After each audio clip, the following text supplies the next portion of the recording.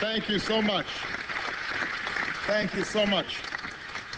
Thank you to Al and to Ann, to Your Eminence, to Governor Patterson and Mayor Bloomberg, to Senator and Mrs. McCain, to my wonderful colleagues, Senator Clinton and Schumer, to all the distinguished guests. There is no other crowd in America that I'd rather be palling around with right now.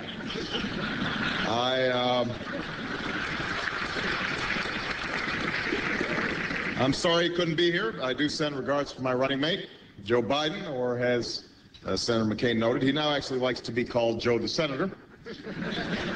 I was thrilled to get this invitation, and I feel right at home here because it's often been said that I share the politics of Alfred E. Smith and the ears of Alfred E. Newman.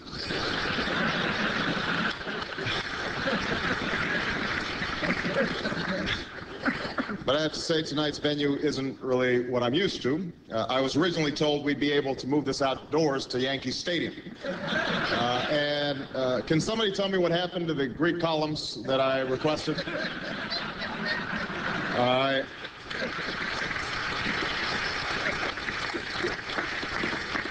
I do love the Waldorf Astoria, though. You know, I hear that from the doorstep, you can see all the way to the Russian tea room.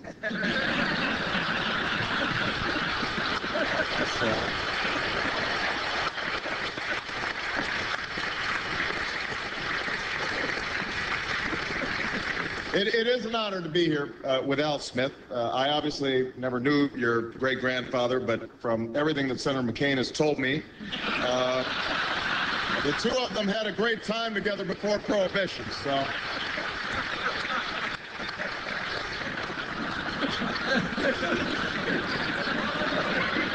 Wonderful stories. The mayor of this great city, Michael Bloomberg, is here. The mayor recently announced some news, made some news by announcing he's going to be rewriting the rules and running for a third term, which caused Bill Clinton to say, "You can do that?"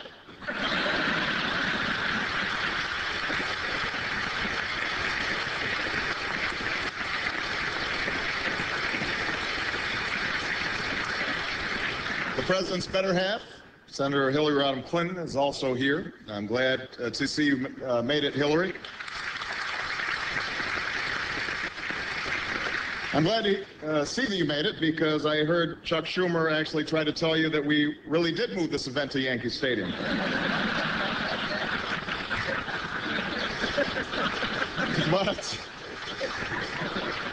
But I'll tell you all from personal experience, Hillary Clinton is one of the toughest and most formidable presidential candidates in history. She's broken barriers. She's inspired millions.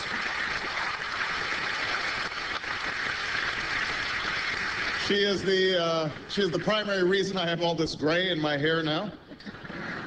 I am also glad to see that Senator Schumer is here, and I see that he's brought some of his loved ones. Those would be the folks with the cameras and the notebooks in the back of the room.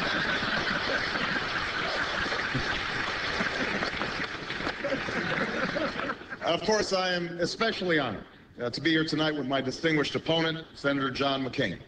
I think it is a tribute to American democracy that with 2 weeks left in a hard-fought election, the two of us could come together and sit down at the same dinner table without preconditions. Recently, one of John's top advisors told the Daily News that if we keep talking about the economy, McCain's going to lose. So tonight, I'd like to talk about the economy.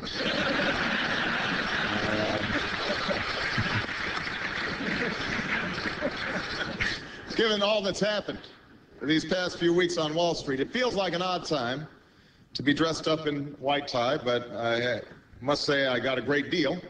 Rented the whole outfit from the Treasury Department at a very good price.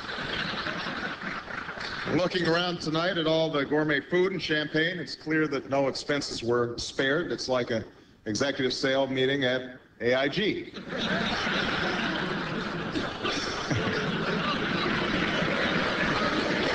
But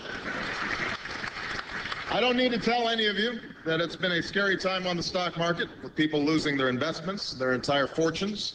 It's gotten so bad, Bloomberg now has to take the subway.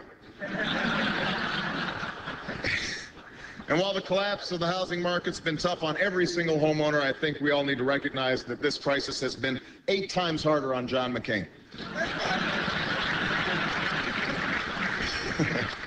Yeah, we've been debating a lot of these economic issues over the course of the campaign, but lately things have been getting a bit tougher.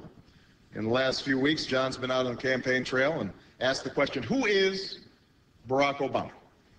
Now, I have to admit I was a little surprised by this question. The answer is right there on my Facebook page. But look, I don't want to be coy about this. We're a couple of weeks from an important election. Americans have a big choice to make, and if anybody feels like they don't know me by now, let me try to give you some answers. Who is Barack Obama? Contrary to the rumors that you've heard, I was not born in a manger. I was actually born on Krypton and sent here by my father, Jor-El, to save the planet Earth. Many of you know that I got my name, Barack, from my father. What you may not know is Barack is actually Swahili for that one.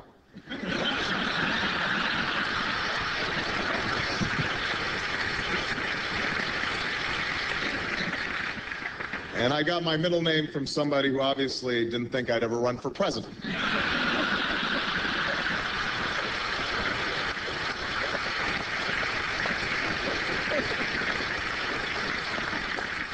If I had to name my greatest strength, I guess it would be my humility.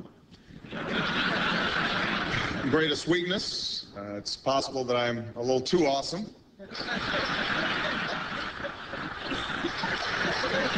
One other thing, I have never, not once, put lipstick on a pig, or a pit bull, or myself. Rudy Giuliani, that's one for you. I mean,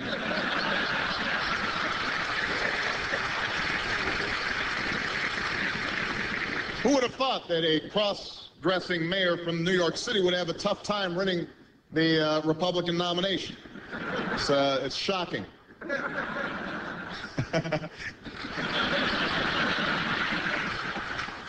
That was a tough primary you had there, John. Anyway, that's